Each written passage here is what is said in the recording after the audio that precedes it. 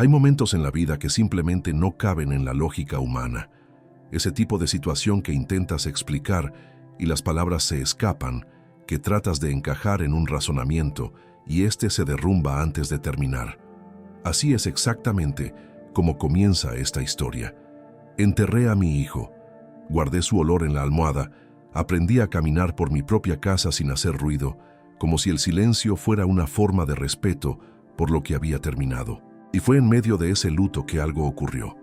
Algo que ninguna Biblia que hubiera leído, ningún sermón que hubiera escuchado en la iglesia, ninguna oración que hubiera hecho en años de espiritualidad me había preparado para entender. La vida, con la audacia que solo ella tiene, decidió aparecer de nuevo, y esta vez llegó por duplicado. Existe una tensión muy específica que solo conoce quien ya ha perdido a alguien. No es tristeza, no es nostalgia, es una especie de desorientación profunda, como si el mapa de tu existencia hubiera sido reescrito en un idioma que nunca aprendiste. Cuando mi hijo partió, yo seguía teniendo fe, tenía la religión, tenía a Jesucristo como ancla, tenía años de estudios bíblicos acumulados, pero la fe, por más sólida que sea, no evita que el dolor duela, y el mío dolía de una forma que no conseguía ni nombrar. Fue justamente en ese intervalo oscuro, entre el luto y lo que vendría después, que Dios comenzó a escribir una historia que jamás me hubiera atrevido a imaginar. Y la pregunta que queda, pulsando como una brasa en el pecho, es: ¿qué pasa cuando la mayor paradoja de tu vida también lleva la mayor revelación? Ahora, antes de continuar, necesito decirte algo. Lo que vas a descubrir aquí no es una historia de consuelo fácil. No es de esas narrativas ordenadas donde todo encaja y al final todos lloran de emoción y se van a casa con el corazón caliente. No. Esta es una historia sobre lo que ocurre cuando la fe encuentra lo imposible y sobre cómo el evangelio en el que creemos puede ser mucho más grande de lo que imaginamos. Carlo Acutis dejó un legado espiritual que tocó al mundo entero, pero lo que la historia de su madre revela va más allá de la alabanza y la adoración. Revela cómo Dios actúa en lo invisible, en los intervalos que no conseguimos ver. Y para que entiendas todo esto, necesitas quedarte, porque lo que viene a continuación va a cambiar la forma en que miras cada pérdida de tu vida. Quizás Dios puso este vídeo en tu camino por un motivo. Antes de continuar, escribe en los comentarios: Señor, te ofrezco todo.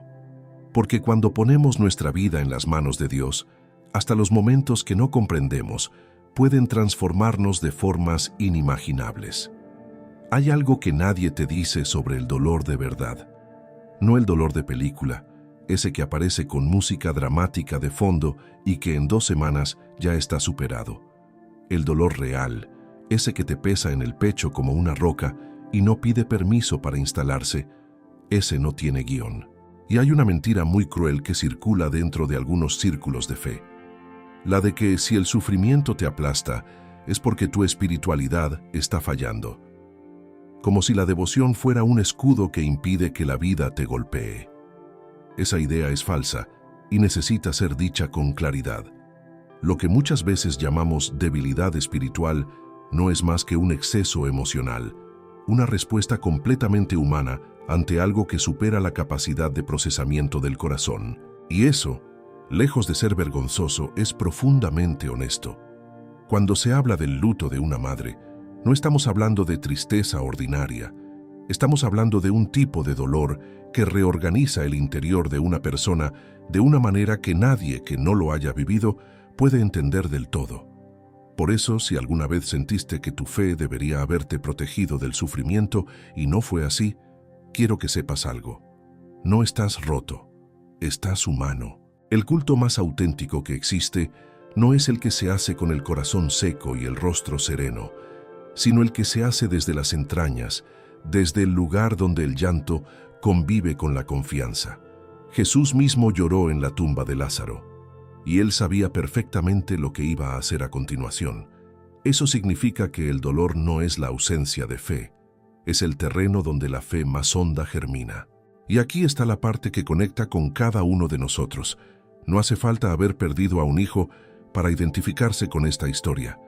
Basta con haber perdido algo que amabas con todo lo que tenías, una relación, un sueño, una versión de ti mismo, una certeza que creías inamovible. El testimonio de fe más poderoso no es el de quien nunca cayó, sino el de quien cayó y encontró la manera de seguir creyendo sin entender todavía. Ahí está el corazón de lo que Carlo Acutis vivió y de lo que su madre vivió después de él. Y la pregunta que te dejo mientras avanzamos es esta: ¿qué tipo de dolor has estado cargando como si fuera tu culpa? Porque puede ser que lo que llamas fracaso espiritual sea en realidad el punto exacto donde Dios está más cerca. Después del entierro, la casa cambia. No de forma dramática, no de golpe. Cambia de esa manera silenciosa que es casi más difícil de soportar que el grito.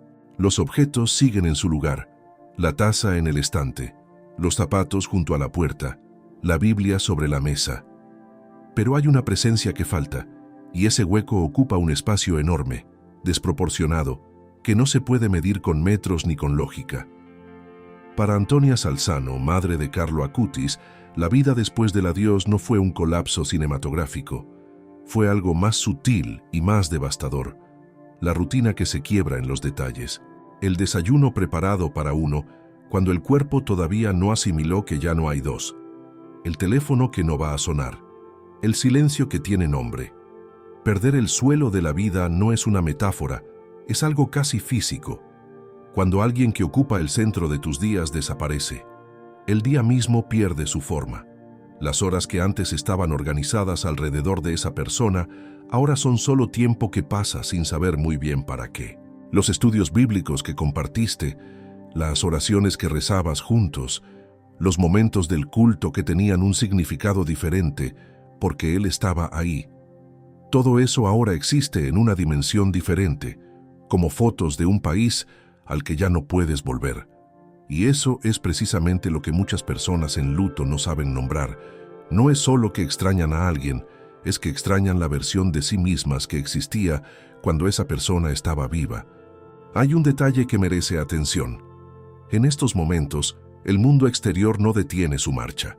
Los vecinos saludan, los mercados abren, los noticieros dan sus noticias, y esa normalidad ajena puede sentirse como una traición.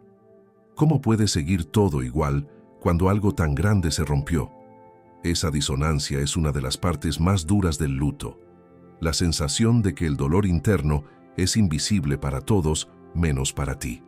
Antonia Salzano vivió eso. Y si tú ya pasaste por algo parecido, sabes exactamente de lo que estamos hablando. La vida sigue, sí, pero dentro de la casa y dentro del alma, el tiempo se detuvo, y lo que venga después tendrá que construirse sobre ese suelo quieto, roto y sagrado al mismo tiempo.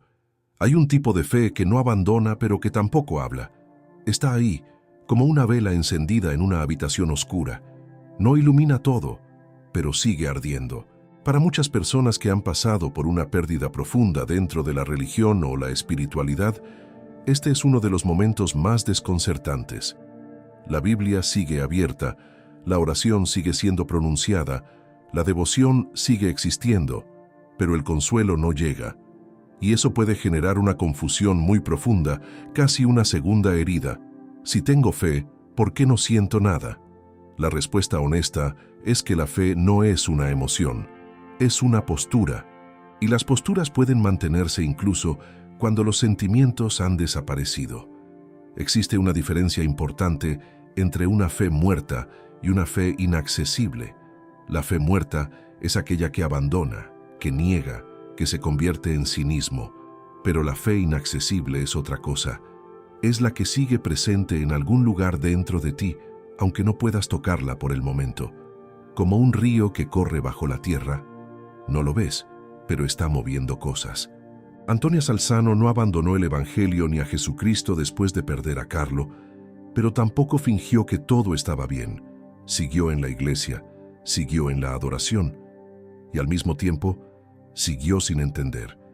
Y esa coexistencia de fe y confusión, de presencia y ausencia simultáneas, es quizás el estado espiritual más honesto y más valiente que existe. Lo que esto nos enseña, si lo pensamos con calma, es que la madurez espiritual no es la ausencia de preguntas, es la capacidad de seguir caminando mientras las preguntas siguen sin respuesta. Los jóvenes cristianos, en particular, muchas veces reciben un modelo de fe donde todo tiene explicación, donde cada pregunta tiene una respuesta bíblica inmediata y ordenada. Y cuando la vida presenta algo que no encaja en ese esquema, el desconcierto puede ser brutal. Pero hay una sabiduría más antigua que esa, la de Job, que siguió hablando con Dios incluso cuando Dios parecía estar en silencio. La fe de Antonia, en esa etapa oscura, se parecía más a la de Job que a la de un sermón dominical. Y eso, lejos de ser una debilidad, es exactamente donde comienza la fe adulta. El mundo no se detiene cuando tú te rompes. Esa es una de las verdades más duras que existen y, curiosamente, una de las que menos se habla en los espacios de fe. El sol sigue saliendo, los autobuses siguen pasando, los supermercados siguen llenos de gente con sus carritos y sus listas de compras. La vida exterior continúa con una indiferencia casi ofensiva. Y mientras tanto, dentro de ti, el tiempo se ha detenido en el momento exacto de la pérdida. Vives en dos dimensiones a la vez, en la del mundo que sigue y en la del mundo que se congeló. Y no hay manera de sincronizarlas, no de inmediato. Esta ruptura entre el afuera y el adentro genera una experiencia casi surrealista. Puedes estar en un culto, escuchando alabanza, rodeado de personas con las manos levantadas y al mismo tiempo estar completamente solo en un silencio que nadie más escucha. Puedes decir amén y que tu alma no lo sienta. Puedes sonreír cuando alguien te pregunta cómo estás y saber perfectamente que la respuesta verdadera llenaría una habitación. Eso no es hipocresía, es supervivencia. Y es también una de las razones por las que los testimonios de fe más poderosos no son los que nacen en los momentos de euforia, sino en los momentos donde nadie te mira y tú igual decides seguir creyendo. Lo interesante es que esta ruptura, aunque dolorosa, hace algo importante. Te obliga a desarrollar un mundo interior más rico. Cuando el exterior no responde a lo que sientes, aprendes a encontrar recursos dentro de ti que no sabías que existían. Antonia Salzano, en ese periodo, no encontraba a Dios en los grandes gestos. Lo encontraba, o lo buscaba, en los pequeños. Un versículo que llamaba la atención de una manera diferente, una frase de alguien que llegaba en el momento justo, una intuición que no sabía de dónde venía. El mundo externo seguía su marcha, pero algo dentro del mundo interno estaba siendo, silenciosamente, reconfigurado. Y esa reconfiguración, aunque invisible, sería el comienzo de algo que todavía no podía ver. Carlo Acutis no era un chico ordinario. A los 15 años había construido un sitio web para catalogar milagros eucarísticos de todo el mundo. Iba a misa a diario, se confesaba con frecuencia y tenía una devoción que impresionaba incluso a los adultos más formados en la fe. Su espiritualidad era genuina, su testimonio era real y su legado, que hoy el mundo conoce, es extraordinario. Hay libros, documentales, devocionales basados en su vida. Su historia circula en estudios bíblicos, en jóvenes cristianos que lo toman como modelo, en iglesias de todo el mundo que encuentran en él un ejemplo de que la santidad no es patrimonio exclusivo de los viejos ni de los perfectos. Carlo era prueba de que se puede vivir el Evangelio con autenticidad desde muy joven. Pero hay algo que ningún legado puede hacer, por más grande que sea. No puede abrazar, no puede llenar el espacio que deja un cuerpo que ya no está. El testimonio de fe de Carlo era real, y también era insuficiente para llenar el vacío que su ausencia creó en el corazón de su madre. Esto no es una crítica, es una verdad profunda.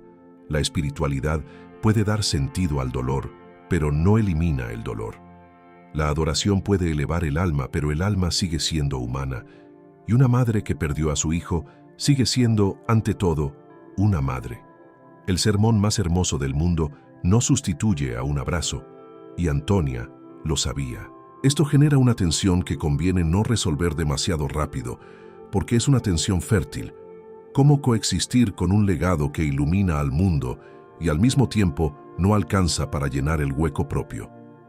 Cómo honrar a alguien que ya no está sin que ese honor se convierta en una forma de evitar el duelo real. La respuesta no es sencilla, y quizás tampoco debería serlo. Hay algo que Carlo dejó que sobrevivió a su muerte, pero había algo que Antonia necesitaba que iba más allá de lo que el legado podía dar. Y ese algo más no vendría de ningún libro, ni de ningún culto, ni de ningún sermón. Vendría de un lugar mucho más inesperado, y de ahí en adelante, la historia da un giro que nadie hubiera anticipado. Hay pérdidas que no solo te cambian, te desinstalan, como si el sistema operativo con el que funcionabas dejara de ser compatible con la realidad que ahora tienes que habitar. Y entonces no se trata de reparar lo que se rompió, sino de construir algo nuevo sobre los escombros. Eso es lo que el luto profundo exige. No solo fuerza para aguantar, sino la valentía de reinventar la fe desde adentro. Porque la fe que tenías antes puede ser un punto de partida, pero no puede ser el destino. El dolor verdadero nos obliga a crecer hacia versiones de la fe que todavía no conocemos, y ese proceso es incómodo, largo y absolutamente necesario. Existe un intervalo, y esta es quizás una de las ideas más importantes de toda esta historia, entre el momento de la pérdida y el momento en que el propósito se revela. Ese intervalo no es vacío, es el espacio donde Dios trabaja en el invisible, pero como no vemos lo que está pasando, lo interpretamos como abandono o como silencio. Y la tentación más grande en ese momento es concluir que algo salió mal, que la fe falló, que Dios no escuchó. Lo que la historia de Antonia nos enseña es que ese intervalo tiene una función. Es el tiempo de gestación de algo que todavía no tiene forma. Y como toda gestación requiere oscuridad, paciencia y confianza antes de que haya algo visible. Para hacer esto más concreto, piensa en un viñedo. El vino no se produce a la vista. Hay meses de fermentación en toneles oscuros, sin espectáculo, sin ruido. Quien no sabe lo que está pasando podría pensar que el barril está vacío o que el proceso fracasó. Pero quien conoce el proceso sabe que el silencio y la oscuridad son parte esencial del resultado. La fe que se reconstruye después de una pérdida se parece a eso. No es que Dios no esté actuando, es que está actuando en un registro que los ojos no alcanzan a ver todavía. Y la forma de no perder la fe en ese intervalo es aprender a cambiar de ojos, dejar de mirar solo lo visible y empezar a confiar en lo que se está formando debajo. Porque algo siempre se está formando. Siempre. Si miras con atención la historia de los grandes personajes bíblicos, vas a encontrar algo que los libros de autoayuda espiritual raramente mencionan. Todos ellos pasaron por periodos largos y oscuros de silencio divino. Abraham esperó décadas por el hijo prometido. José pasó años en una cárcel sin haber hecho nada malo. David, después de ser ungido rey, vivió años huyendo como un fugitivo. María no entendió completamente lo que estaba pasando con su hijo hasta mucho después. El silencio de Dios, lejos de ser una anomalía en la fe, parece ser parte del patrón. No la excepción, el método. Y entender eso cambia radicalmente la forma en que se interpreta la propia historia. Dios no actúa con espectáculo. Esta es una de las grandes contraintuiciones del Evangelio. Vivimos en una cultura de inmediatez. Queremos respuestas rápidas, transformaciones visibles, señales claras, y cuando la oración no devuelve un eco inmediato, cuando la devoción no produce un resultado tangible, concluimos que algo está fallando. Pero las grandes transformaciones en la Biblia raramente llegaron de forma espectacular. Llegaron en sueños, en vientos suaves, en extraños que aparecían en el momento justo, en desvíos que parecían errores, y resultaron ser el camino exacto. La espiritualidad madura aprende a reconocer a Dios en lo pequeño, en lo imprevisto, en lo que a primera vista no parece tener nada que ver con la respuesta que se estaba esperando. Antonia Salzano no recibió una visión. No hubo un ángel con un mensaje explicativo. Hubo algo mucho más sutil y mucho más poderoso: La vida siguió ocurriendo, y en esa continuidad empezaron a aparecer detalles que antes no hubiera notado. Una conversación que llegó en el momento exacto, una intuición que no tenía explicación lógica, un giro en los acontecimientos que podría haber parecido coincidencia, pero que en retrospectiva tenía demasiada precisión para ser accidental. Así es como Dios suele operar, no interrumpiendo la historia, sino escribiéndola desde adentro, con una letra tan pequeña que solo se lee cuando uno para y mira con atención. Y esa es exactamente la habilidad que el luto, paradójicamente, puede desarrollar en quienes lo atraviesan. ¿Por qué? Es la pregunta más humana que existe, y también la más incómoda, porque casi nunca tiene una respuesta que llegue a tiempo. Cuando se pierde a alguien amado, esa pregunta no solo se refiere a la muerte, se refiere al sentido de todo lo que venía antes. ¿Por qué amé tanto si el final era este? ¿Por qué construí si todo se puede derrumbar así? ¿Por qué la fe si no protege de esto?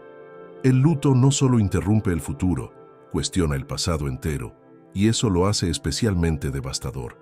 No es solo que no sepas hacia dónde vas, es que de repente tampoco entiendes de dónde venías. Esta pregunta no tiene una respuesta teológica que la disuelva.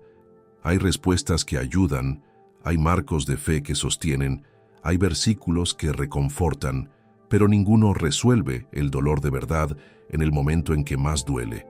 Y eso es algo que conviene decirse con honestidad, especialmente en comunidades de fe, donde a veces existe la presión de tener siempre una respuesta para todo. El ¿por qué?, que emerge del dolor auténtico, merece respeto, no respuestas rápidas. Merece el silencio de quien se sienta a tu lado sin pretender tener el manual. Porque hay preguntas que no buscan información, buscan compañía, y la diferencia entre esas dos cosas es enorme. Lo que el luto hace con el sentido de la vida es quizás su efecto más profundo y menos reconocido. No solo duele por lo que se perdió, duele porque remueve la arquitectura entera de significado sobre la que estabas construido. Y reconstruir esa arquitectura lleva tiempo, lleva errores, lleva momentos donde el edificio nuevo parece más frágil que el anterior. Pero hay algo que la historia de Antonia Salzano deja entrever: que la reconstrucción es posible, que el sentido puede volver, no el mismo de antes, sino uno más amplio, más honesto, más capaz de sostener tanto la alegría como el dolor al mismo tiempo. Y esa reconstrucción no empieza con respuestas, empieza con algo mucho más pequeño, casi imperceptible, con los primeros señales. Hay un momento en el luto, y quien lo ha vivido sabe de qué estamos hablando, en que algo empieza a cambiar muy despacio. No es que el dolor desaparezca, no es que de repente todo tenga sentido. Es algo más sutil, es que el ojo empieza a entrenarse para ver en la oscuridad. Pequeños detalles que antes pasarían desapercibidos ahora llaman la atención. Una persona que aparece en el momento justo y dice algo que no podrías saber que necesitabas escuchar. Una frase en la Biblia que siempre estuvo ahí, pero que de repente te habla de una manera completamente distinta. Una intuición que no tiene explicación lógica, pero que, si la sigues, te lleva exactamente a donde necesitabas ir. Estos señales no son espectaculares, y eso es precisamente lo que los hace tan fáciles de ignorar. En un mundo que espera que Dios actúe con efectos especiales, los susurros pasan desapercibidos, pero los testimonios de fe más sólidos, los que no dependen de la emoción del momento, sino de algo mucho más profundo, suelen estar construidos sobre esa capacidad de reconocer lo pequeño. Es lo que los contemplativos de la tradición cristiana llamaban discernimiento, la habilidad de distinguir en el movimiento ordinario de la vida la presencia y la acción de algo que va más allá de lo ordinario. Desarrollar esa habilidad no es un don que viene de nacimiento, es una práctica, una forma de prestar atención que se puede cultivar. ¿Cómo se cultiva eso en la práctica? Una forma concreta es lo que muchos espirituales llaman examen de conciencia, no en el sentido de buscar errores, sino de revisar al final del día los momentos donde algo te llamó la atención de forma especial. ¿Cuándo sentiste algo que no esperabas? ¿Qué conversación te dejó pensando? ¿Qué coincidencia te pareció demasiado precisa para ser casual? Anotar esas cosas, en un diario, en el teléfono, en un cuaderno, va construyendo una narrativa que, vista en perspectiva, empieza a revelar un patrón.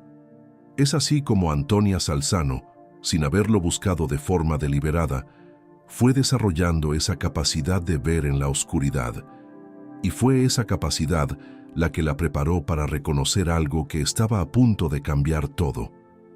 Hay noticias que te detienen el tiempo, no de la misma manera en que lo detiene el dolor, sino de una manera diferente, más desconcertante, porque viene cargada de algo que no esperabas sentir junto con la alegría, la culpa o la confusión, o las dos al mismo tiempo. Cuando Antonia Salzano descubrió que estaba embarazada y que eran mellizos, la reacción no fue de euforia cinematográfica. No fue ese momento donde todo encaja y la música sube y los créditos podrían aparecer. Fue algo mucho más humano y mucho más complejo. La convivencia simultánea de dos emociones que en teoría no deberían coexistir. El asombro y el dolor, la gratitud y la culpa, la vida nueva y el luto que todavía no había terminado. Esa tensión emocional es legítima y merece ser nombrada sin prisa. Hay una presión cultural, incluso dentro de contextos de fe, que empuja a las personas a interpretar las buenas noticias como señal de que el duelo debe ceder, como si recibir algo bueno obligara a dejar de llorar lo que se perdió. Pero eso no es cómo funciona el corazón humano. El corazón tiene capacidad para contener multitudes, puede llorar y agradecer al mismo tiempo, puede celebrar y extrañar en el mismo instante. Y ese doble movimiento no es contradicción, es la marca de alguien que ama profundamente. Los jóvenes cristianos y también los no tan jóvenes necesitan escuchar esto. No tienes que elegir entre el dolor y la gratitud. Puedes tener los dos. El punto de inflexión en la historia de Antonia no fue el momento en que el dolor desapareció. Fue el momento en que la vida demostró que podía seguir ocurriendo incluso mientras el dolor seguía presente. Eso es diferente y más poderoso que cualquier solución. No fue una respuesta al ¿por qué? Fue algo más generoso. Fue una señal de que el futuro no estaba cerrado, que el suelo que parecía roto podía sostener vida nueva. ¡Qué Dios, que actúa en lo invisible y en lo inesperado, había estado trabajando en ese intervalo oscuro de maneras que nadie había podido ver! Y lo que ese embarazo reveló no fue solo una buena noticia biológica. Fue el primer capítulo visible de una historia que se estaba escribiendo desde mucho antes, en el silencio. Con el tiempo, y esto es algo que solo el tiempo puede mostrar, Antonia Salzano fue entendiendo algo que en el momento de la pérdida hubiera sido imposible procesar. Los mellizos no vinieron a reemplazar a Carlo. Esa sería una lógica de intercambio, y la lógica de Dios no funciona así. No es una lógica de trueque, es una lógica de fecundidad. Como la tierra que, después de recibir una semilla que muere, produce fruto multiplicado. Como el grano del que habla el Evangelio, si no cae y muere queda solo, pero si muere da mucho fruto. Carlo no fue sustituido. Carlo fue, de alguna manera misteriosa y profunda, el germen de una continuidad que su madre no podía ver cuando estaba mirando solo la tumba. Entender esto requiere soltar una idea muy arraigada, la de que Dios actúa con justicia compensatoria, como si cada pérdida mereciera una ganancia equivalente. Eso sería una fe transaccional, un intercambio donde Dios da y quita en cantidades medibles. Pero lo que la historia de Antonia revela es algo diferente, que Dios no repara lo que se rompió volviendo al estado anterior. Dios expande, no restaura la vida de antes. Crea algo nuevo que nunca hubiera existido sin el paso por la pérdida. Y esa expansión, esa fecundidad, no anula el dolor ni borra la memoria, la incorpora. Carlo sigue siendo parte de la historia. Los mellizos son parte de la misma historia. Y Antonia es el hilo que los conecta a todos. La aplicación final de todo esto es tan simple como difícil. Confiar antes de entender, no como resignación, no como ingenuidad, sino como la decisión deliberada de seguir caminando en la oscuridad, porque algo dentro de ti sabe que hay un suelo debajo de los pies, aunque no lo estés viendo. Esa es la fe que no desaparece cuando el dolor llega, la que no necesita espectáculo para mantenerse, la que sigue encendida incluso cuando no ilumina todo, la que al final resulta ser la más real. Si hay algo que esta historia le dice a cada persona que la escucha, es esto: lo que estás atravesando tiene una dimensión que todavía no puedes ver. El intervalo donde estás parado no es el final de la historia, es el lugar donde se está escribiendo la parte más importante, y esa parte, cuando llegues a leerla, va a cambiar la forma en que entiendes todo lo que vino antes. Lo que estás a punto de escuchar desafía todo lo que crees saber sobre la fe, el dolor y el plan de Dios. Una madre que enterró a su hijo, un chico que el mundo entero está comenzando a conocer como Carlo Acutis y que poco después descubrió que estaba esperando mellizos. Si tu primer instinto es pensar que eso fue un consuelo, espera, porque la historia real es mucho más complicada, mucho más honesta y mucho más poderosa que eso. La religión que muchos conocen promete respuestas, pero la fe verdadera, la que sobrevive al dolor de verdad, no comienza con respuestas. Comienza con preguntas que nadie se atreve a hacer en voz alta. Hay algo que casi nadie dice en los sermones dominicales, que creer en Jesucristo no te exime de que la vida te rompa, y que el luto más brutal puede convivir con la espiritualidad más auténtica. El testimonio de fe de Antonia Salzano no es una historia de superación fácil. Es una historia sobre lo que ocurre cuando Dios actúa en el silencio, en el intervalo oscuro entre la pérdida y el propósito, en el lugar donde la Biblia no da respuestas inmediatas y la oración parece rebotar contra el techo. Si alguna vez sentiste que tu fe no era suficiente para sostener el peso de lo que estabas viviendo, esta historia es para ti. Y si nunca pasaste por eso, esta historia también es para ti, porque lo que vas a aprender aquí puede cambiar la forma en que acompañas a quienes sí lo están viviendo. Lo que viene no es un devocional, no es un culto de alabanza con final feliz, es algo más raro y más valioso. Es la verdad de una mujer que atravesó lo más oscuro y salió del otro lado sin haber perdido a Dios, aunque hubo momentos en que no lo encontraba. Una mujer cuya historia con Carlo Acutis no terminó en el cementerio, sino que se expandió de una manera que ningún evangelio humano hubiera sabido escribir. Quédate, porque lo que vas a descubrir en los próximos minutos no solo va a tocar tu corazón, va a transformar la forma en que entiendes cada pérdida, cada silencio y cada momento en que la vida parece haberse detenido. Hasta aquí llegó la historia, pero la pregunta que importa ahora eres tú, y lo que vas a hacer con todo lo que acabas de escuchar, porque la información sin acción es solo entretenimiento, y esto no fue entretenimiento, fue un espejo. Así que te lo pregunto directamente. ¿Hay alguna pérdida en tu vida que todavía estás interpretando como el final de algo? Cuando quizás sea el principio de algo que todavía no puedes ver. ¿Cuánto tiempo llevas esperando entender antes de confiar? ¿En qué áreas de tu vida le estás pidiendo a Dios que te explique el plano antes de darte el primer paso? No tienes que tener todo resuelto para seguir adelante. Antonia no lo tenía.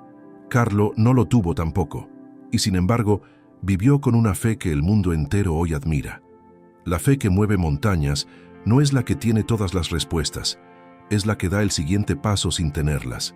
Así que te desafío hoy, elige una cosa, una sola, que llevas tiempo posponiendo porque estás esperando certeza, y da ese paso. Escríbelo en los comentarios si quieres, porque hacer público un compromiso es la forma más poderosa de convertirlo en real. ¿Qué vas a hacer distinto esta semana con lo que aprendiste hoy? Si esta historia te movió algo por dentro, si encontraste aquí una perspectiva que no esperabas, entonces ya sabes lo que necesitas hacer. Suscríbete al canal y activa la campanita de notificaciones, porque esto es solo el comienzo. Cada semana traemos historias, enseñanzas y testimonios que no vas a encontrar en ningún otro lugar. Historias que hablan de fe real, de espiritualidad que se sostiene cuando la vida duele, de jóvenes cristianos y no tan jóvenes que decidieron confiar incluso sin entender. El próximo vídeo puede ser exactamente lo que alguien que conoces está necesitando escuchar. Compártelo. Porque a veces Dios usa un vídeo para llegar a alguien, y ese alguien puede ser tú, o puede ser la persona que tú envíes este enlace hoy.